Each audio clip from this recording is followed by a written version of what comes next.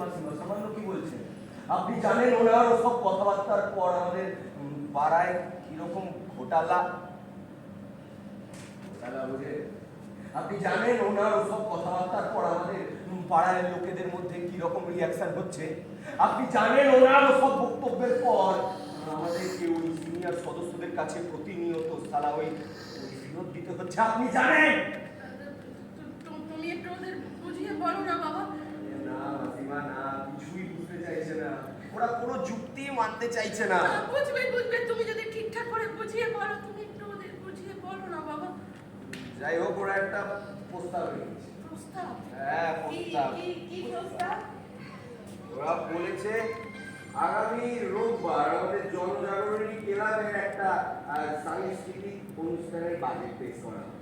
তো আমরা সবাই চাই উনি সেদিনকে আমাদের ওইখানে আসবেন। না না না না না, মানুষটাকে আর ক্লাবে নিয়ে যাবো বাবা। এমনিতেই বয়সের ভারে সিলিং হয়ে পড়েছে, আবার কি বলতে কি বলে দেবে তার নেই ঠিক। আমি যাব না।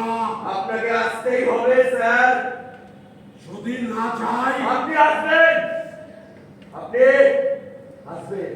আপনি এসে আমাদের সিনিয়র সদস্যদের সাথে কথা বলবেন আর আপনার অন্যায় আপনি স্বীকার করবেন।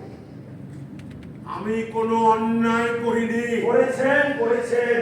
তার জন্য আমি অনুতপ্ত নই। আপনি সালা আমাদের সেদিনকার অনুষ্ঠান একদম পাঞ্চাল করে দিয়েছিলেন। আমি যা বিশ্বাস করি আমি তাই বলেছি। বিশ্বাসের বাইরে আমি এক বর্ণ উচ্চারণ করিনি। আপনাকে তো আসতেই হবে স্যার। বেশ, আমি যাব।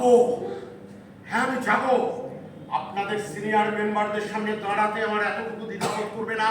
তবে আমি আবারও বলছি, আমি যা বলেছি তার জন্য আমি অনুতপ্ত নই।